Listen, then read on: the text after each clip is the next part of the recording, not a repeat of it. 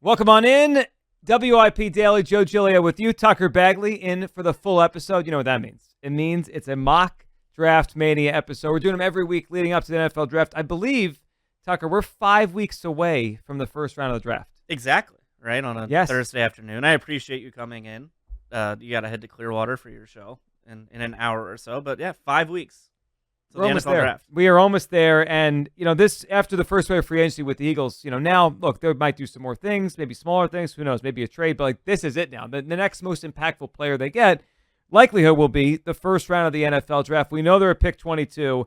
So, today we're going to NFL.com. Daniel Jeremiah, who I always think is really interesting because he has said before, Tucker, he doesn't mock it like he would. He mocks it how he thinks and what he's hearing. And he's as plugged in as anybody in the NFL. Which is interesting because I was kind of looking at the positional breakdown of who goes before the Eagles. And if this is how he thinks it's going, I think it proves a really interesting point about kind of the priorities of teams in the NFL.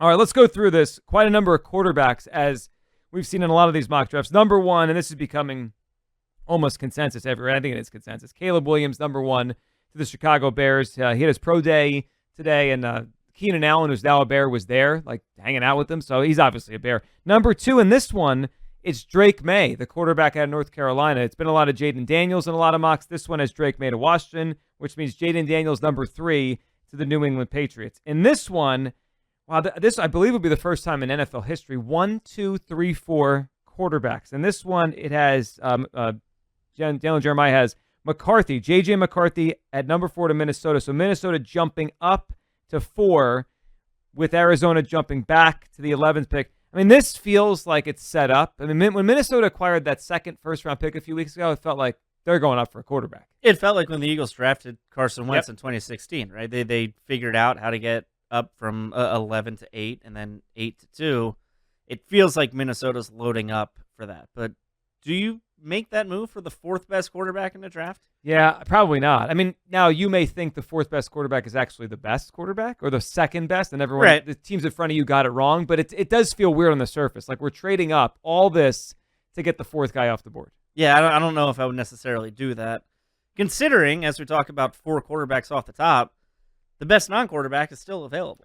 And he goes at 5. So in this mock draft, and I believe Daniel Jeremiah put this out before the Jets signed Mike Williams. I'm not sure if that actually impacts this because Mike Williams is damaged goods at this point of his career. But in this draft, Jeremiah has the Jets trading up to number 5 with the Chargers trading out and the Jets selecting Marvin Harrison Jr.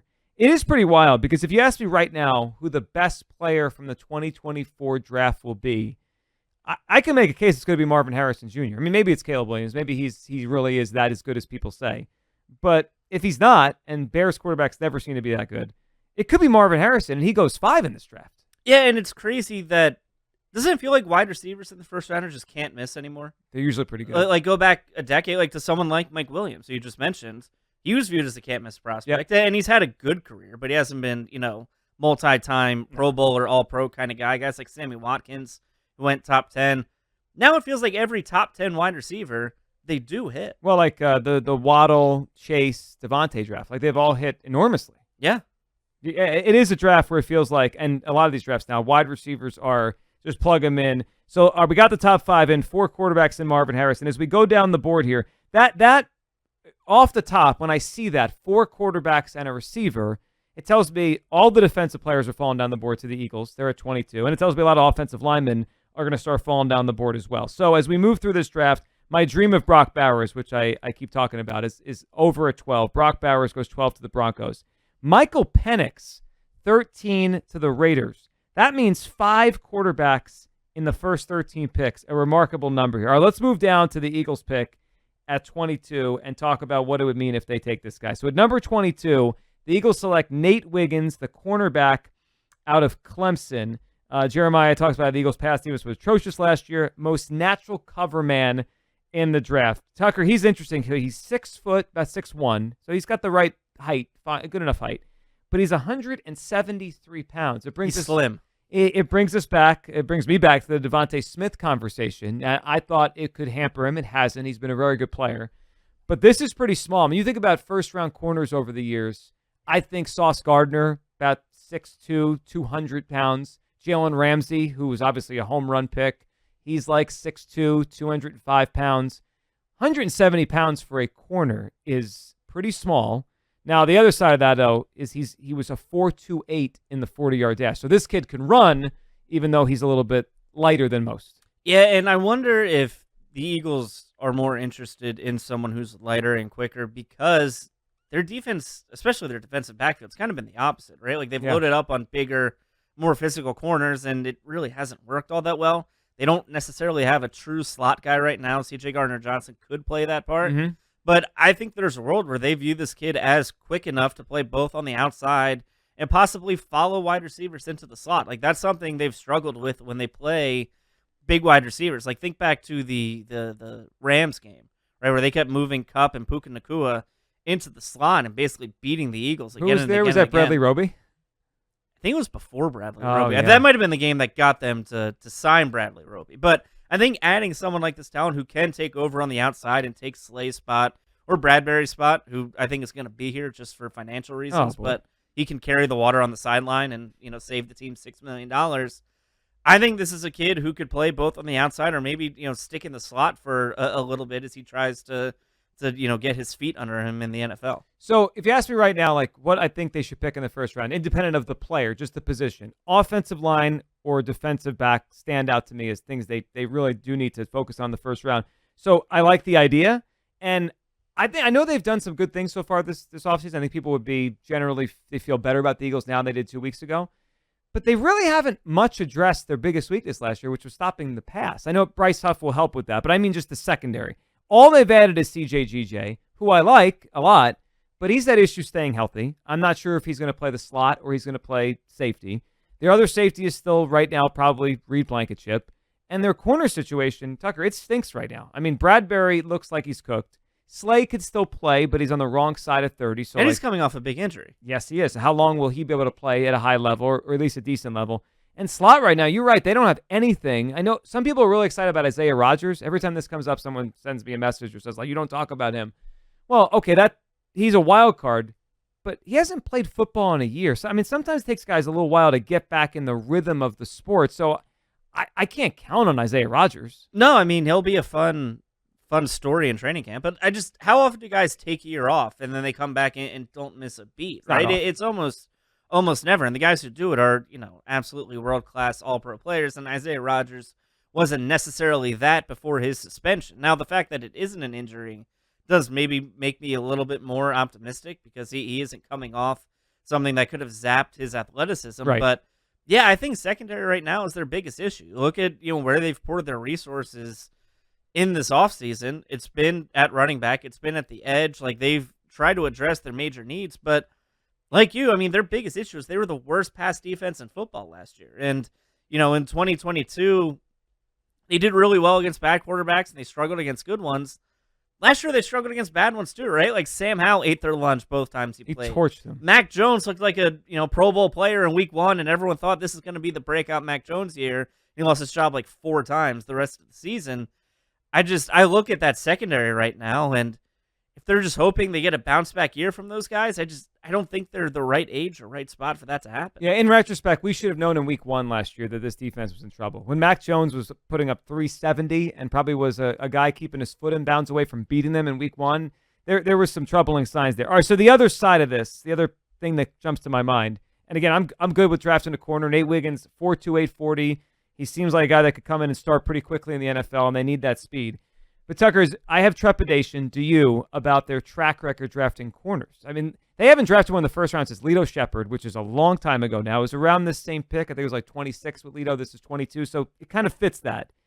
But they haven't drafted corners well here. It's not Howie's forte. He's been much better at going to find corners, like find a Darius Slay, find a Bradbury on the cheap, than he is drafting them. I mean, the track record, Eric Rowe. I mean, you go back to Sidney Jones. In retrospect, Rasul Douglas was not a bad draft pick. He's had a good NFL career. It just didn't happen here. That does worry me a little bit. This feels like something they're not good at. Yeah, and I think for me, I mean, first of all, what positions are they good at? Like offensive line. They've been pretty good at defensive line, and that's really about it. Like, I guess they're pretty good at quarterback when they take them, right? When they take, like, they've had more hits than misses. Ertz, yeah. No matter, They haven't hit the home run franchise quarterback, but they've had enough guys win enough games. Yeah. They're okay with that. But what I think is fascinating, and the way this draft board kind of fell, I'm okay with them taking Wiggins, because if this is how Jeremiah views the NFL and what they're thinking, I mean, just look at how offensive heavy the picks are ahead of them, right? We mentioned the first 4 picks are quarterbacks. The next 2 are wide receivers. I think from 10 through 21, 6 picks are offensive linemen, both tackles and interior guys. And I think there's 2 edge rushers, and then I think the Eagles get the 3rd cornerback. But I think of the first 13 or the first 14 picks, 12 are offensive players. And the 2 that aren't are both edge rushers, right? Which it's cliche, and it's something that's been said over and over again. The NFL is a passing league. Yep. I think this just proves it. Like, every single person taken from picks 1 through 22, and even if we go beyond it, right, we get another offensive lineman, 2 offensive linemen, a wide receiver, another edge rusher, and then finally we get a defensive tackle at 27. Every team is loading up trying to either improve their passing offense or try and stop other teams from passing against them. And the Eagles couldn't do it last year. I mean, as much as they've improved and they got Bryce Huff to help with the pass rush, we'll see what they do with Hassan Reddick and if they keep him or not. Like, their biggest issue last year was the ball was thrown over their head. You mentioned, I think to the Sam Howell games a lot. I mean, Sam Howell is a backup-ish quarterback, maybe a fringe starter in the NFL. He just got traded to Seattle to be that with them.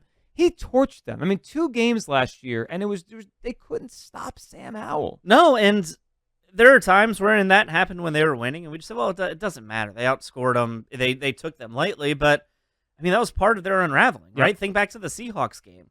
They lost that game because finally they just let Drew Lock throw the ball down the field, and he found DK Metcalf 4 times on that final drive. Like, finally they just let the guy throw the ball, and then they torched them. I think if they had, taken the handcuffs off earlier, probably could have also thrown for 370 that game. Definitely. And that's something where, we mentioned, sort of towards the beginning of last year, that what Bill Belichick did defensively against the Eagles offense and how that worked and how that really set them up for failure down the line.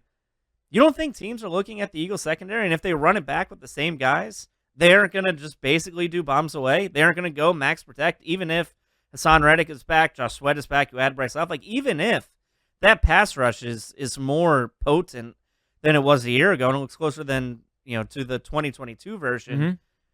I mean, you can just keep 2 tight ends in and have, 2 to 3 guys running deep routes and just wait for them to get open. Yeah, and I'm thinking about the teams they're going to play next year and the quarterbacks they're going to play. They're going to face, and then this is without diving all fully in, I just think they're going to face more competent quarterbacks next year. They got to face some bad ones this year, like Zach Wilson and Mac Jones.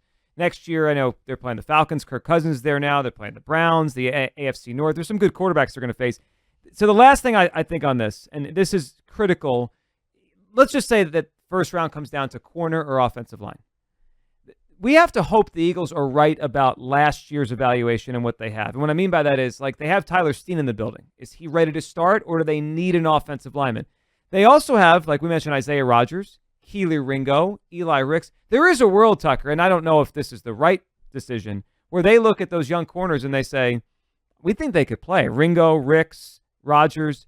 We don't need to spend a first round. But like, they have to be right about the guys they have in the building, because that really will dictate the pick, maybe more than anything else. Yeah, and the other thing to think about is sort of their track record with what they use their first round picks on. They never use them on an immediate need.